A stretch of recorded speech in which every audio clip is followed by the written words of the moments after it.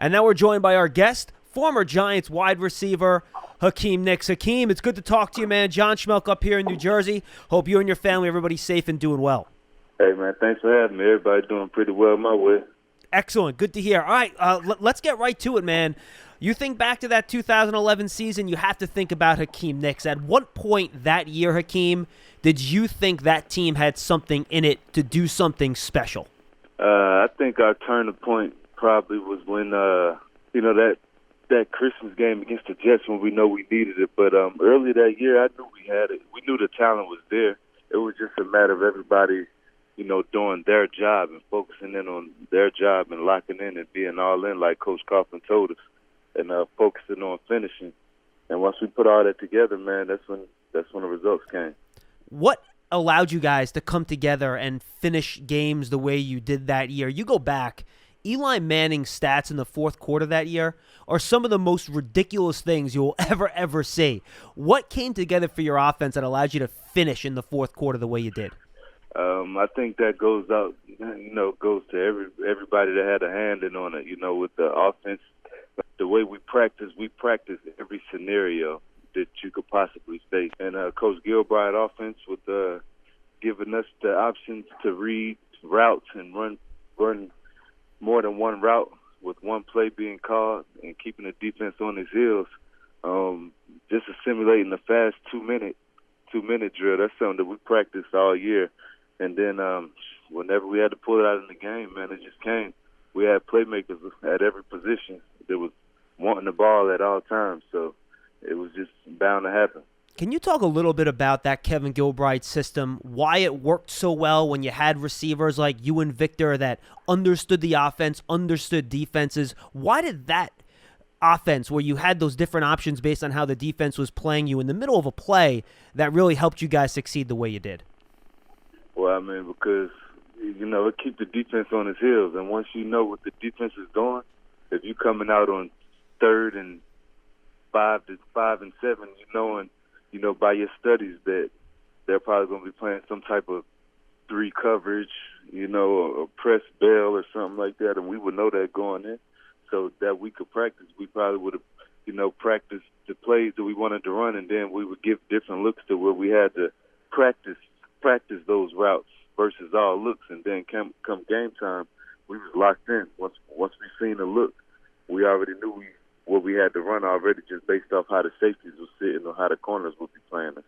How did Eli's intelligence and the work you guys did over the course of the week, working with you guys and all the great film work you did, help make that possible? Because we saw sometimes when maybe one of you guys got hurt, another wide receiver came in, it didn't work quite as smoothly. Right, yeah, but Eli, we put a lot of time in with E, man. He was one of the, if not the most, film study guy on the team. He'd be in there at 6 in the morning on an off day, already going over defensive coverages for who we're about to play that next week. So Eli, man, he always just keeps us up on it. He might just say something here and there, like, hey, he's like, hey, how, you see this look right here? We're going to try to get this skinny post in backside. We'll look the safety off and come back. You're going to catch it high and wide away from everybody in the back of the end zone type of situation.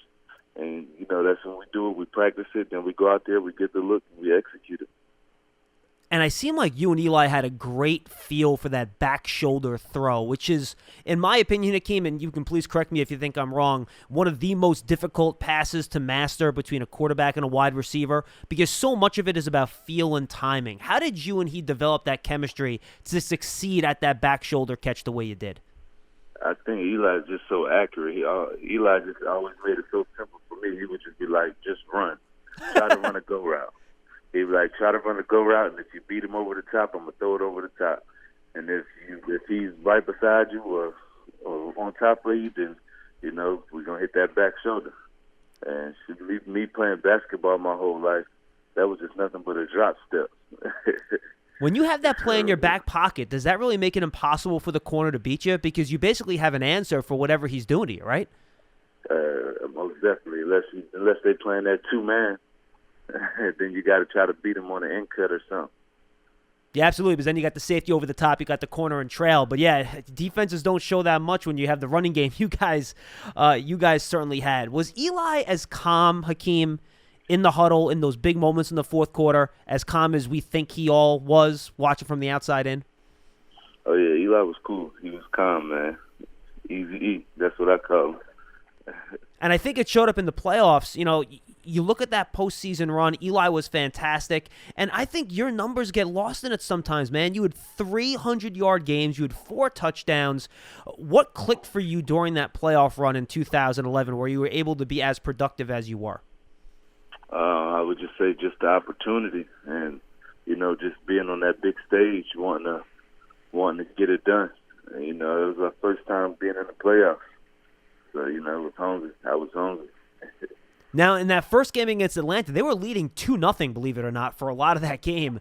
You had that 4-yard touchdown to give the Giants the lead. Then you had the 72-yard running catch later on. When you caught those 2 touchdowns, how much of that was just a really big sigh of relief and kind of a rush of confidence and adrenaline, not just for you and the team? We knew, man. We knew the way the defense was playing, we knew we was going to click. We knew that offense was that defense was going to finally wear down and start opening some things up that we knew we was going to be able to switch up in the second half. And we just did it, man. We just made plays. Coach Gilbert was doing a good job at calling the plays. Wide receivers was doing a good job in the run game, blocking the safeties and the corners and giving Bradshaw and Brandon Jacobs the sidelines and the creases they needed.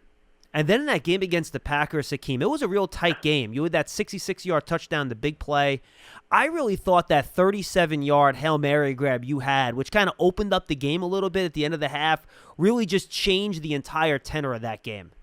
So, yeah, man, it most definitely took the wind right up out of the way that they, came out that second half. They was real flat. Then we took off from there. That gave us the momentum, and it took the momentum from them. How tough, Hakeem, was that 49ers defense in that NFC Championship game? I was looking at that game the other day. I think at some point there were like 10 straight possessions where neither team scored. What was it about that game that made it so tough to get the ball in the end zone? Man, that was the defensive game right there, man. They red zone defense was probably one of the top defenses that year. They were solid, man. They were stacked, and you had to be very strategic at beating them and scoring on them. So I think, through the course of the game, it opened up for us. But, just like a chess match, you got to figure it out at first. We were just battling. They had some good defensive stops. We had good defensive stops. And the thing about it, Coach Coughlin told us that it was going to be going to overtime.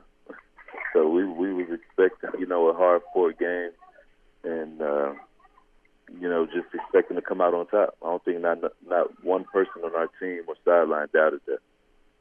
A few more questions for Hakeem. Next, let's go to the Super Bowl, Hakeem. And I'm not sure if you've seen it, but the famous Bill Belichick quote from the sideline of that game that NFL Films captured, just take away Cruz and Nixon and we'll figure out a way to win the game. Did you notice over the course of that game that the Patriots were paying a little bit extra attention to you outside, that you weren't going to be able to make some of those big plays you made previously in the postseason?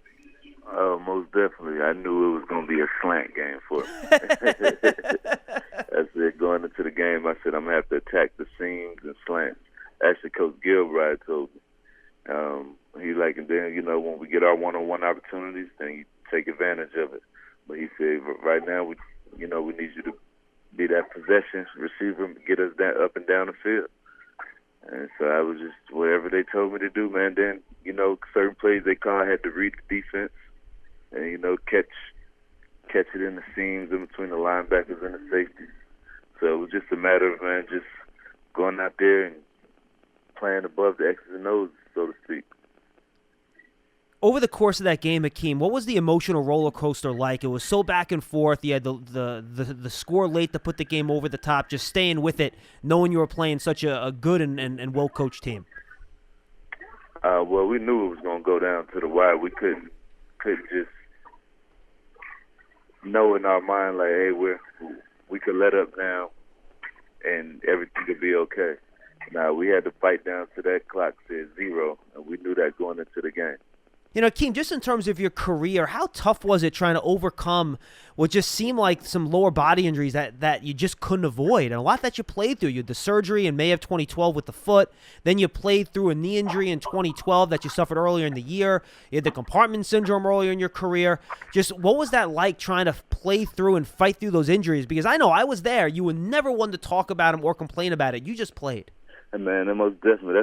You took the words out of my mouth. That's the only thing you could do, just suck it up and play. And in the off season, heal up, man. But it's a physical sport, man, and things like that can happen. Unfortunately, it just took a wear on me a little bit early in my career. But hey, I just play hard, man. That's what I tell everybody when they ask me, man. I just play physical and hard. Now I got to ask you this because this was never official, but I had heard it, and I'm curious to see if it was true. When you got drafted, Hakeem, that first year, did you have some feet issues already early in that first season that you had to play through? Yeah, I did. I had actually broke my toe my first game of the season, my rookie year, and that's when I set out the 2 weeks. And then when I would need surgery, I just came back week 4 against Kansas City, then finished the season and had surgery at the end of the season. And for a wide receiver, man, feet, knees, I got to imagine just coming in and out of your breaks, trying to be explosive, that's got to be a real tough thing to play through week in, week out, right? Oh, man, most definitely.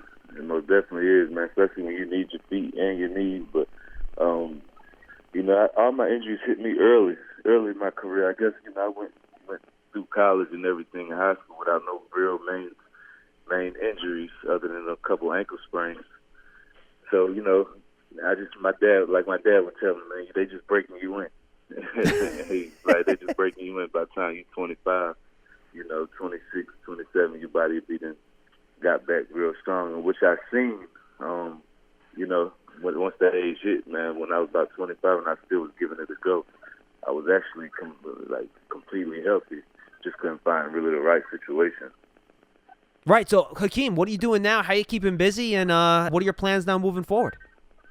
Well, right now, life in quarantine, I just do with my kids every day. Me and my son work out in our gym every day. It's about spend a lot of family time. I got some young athletes nice. that I train as well, so they can keep going. Got some guys that I train like that. Other than that, man, I can't do too much right now other than just be with the family. Daniel Jones, have you had a chance to watch him much? I know he's a Duke guy. Don't hold that against him now. But what do you think of Jones? The homie, man. Yeah, he's from Charlotte. He's the homie. So, I like him. I think he's gonna be a great quarterback for the Giants. All right, and then finally, every year we're breaking down these wide receivers coming out of the draft. As someone that's played the position, Hakeem, what do you think's the most important thing when you look at wide receivers coming out of college and evaluating receivers that they have to be good at if they're going to make it in the NFL? Smart. You got to be smart, man, because receivers now, the way the game is now, man, you line up inside, you line up outside, you can line up in the tight end slot side. It's different now in every offense, and you are running the same route. So you just got to be very interchangeable. So I would say just have a mindset to be ready to, play up and down the line from an inside, from a slot receiver to outside receiver. Just have a whole arsenal. Hakeem, I got to follow up then because I think you talked about being interchangeable. I thought you and Victor complemented each other perfectly. What was about your combination and the way you guys played together and complemented each other that you think helped make that offense go the way it did? I think because we both really had an all-around game, and we could have both did anything, whether he go on the outside and run a go route, or whether I go to the outside and run a post route, or vice versa, or go in the slot and run a little dig or a hitch or a hook and take it the distance. We both was good at that. That's what was so interchangeable, and Mario Manahan was too. So it was all of us. We was all interchangeable at that wide receiver position. And then final question, believe it or not, next year, Hakeem, 10-year anniversary of the 2011 Super Bowl. Does it seem like it was that far away? And some tells me we're going to see you up here. Are you looking forward to doing a little 2011 celebration next year? Oh, man, I can't wait. I cannot wait for it. And it definitely, man, it seemed like it wasn't that long ago, man. But, Hey, I think about it all the time. Hey, so do we, Hakeem. Do you have any message for Giant fans out there that maybe you just want to convey to them? Man, stay healthy, stay safe, and man, much love from the Knicks family. Well, much love back down to you from Giants Nation, Hakeem. Thanks a lot, man. We appreciate the time. All right, thanks, man. Hey, Giants fans, Saquon Barkley here. You want to see more videos? Subscribe below.